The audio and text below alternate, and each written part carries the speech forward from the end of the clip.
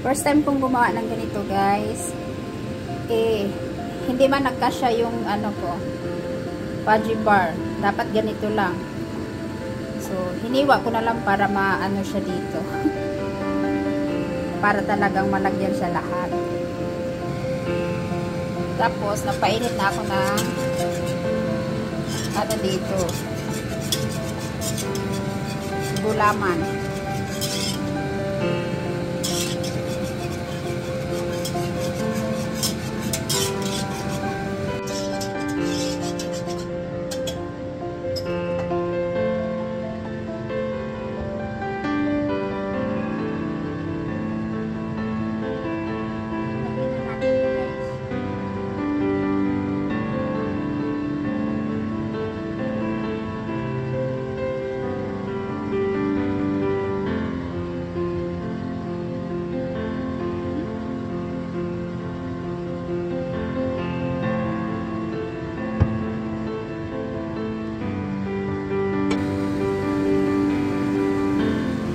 So, ayan na siya.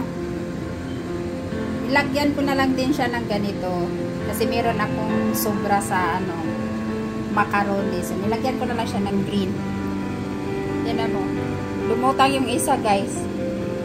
Kailangan talaga maglagay pala ng fudgy yung masikip siya para hindi siya ano, lulutang. So, hintayin na lang natin itong malamig. Tapos, ilagay natin sa fridge. So, ito yung guys, yung kalahati ng na fudgy bar ang nilagay ko.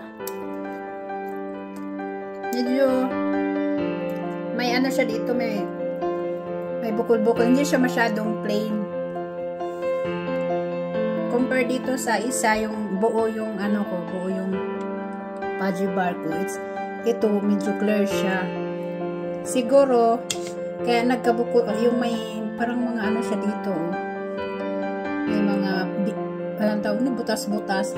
Kasi, ano yun hiniwa ko yung fudgy bar. So, paglagay ko ng liquid, parang nag-ano siguro, nagkagulo na. Pero, never mind yan guys, kasi masarap talaga siya. Promise. Ito yung buo ang